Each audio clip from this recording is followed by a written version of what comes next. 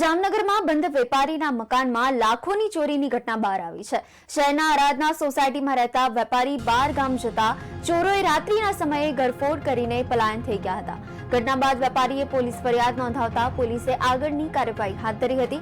અંદાજિત 11 લાખનો મુદ્દામાલ ચોરી થયાની પ્રાથમિક તપાસમાં બહાર આવ્યું છે। પોલીસે આરોપીઓને પકડવા ચક્રો ગતિમાન કર્યા હતા। જામનગરના આરાધના સોસાયટીમાં વીમાર્ટની પાછળના વિસ્તારમાં એક વ્યક્તિ રહે છે, જેમના ઘરમાં તારીખ 26/8/2024થી લઈને તારીખ 31/8/2024ના કોઈપણ સમયગાળા દરમિયાન તેમના ઘરમાંથી અલગ અલગ કેશની રકમ છે, જેમ કે 200 રૂપિયાની દરની 25 નોટો છે, 100ના દરની 1250 નોટ છે, 50ના દરની 2200 નોટ છે અને 500ના દરની 1620 નોટો છે।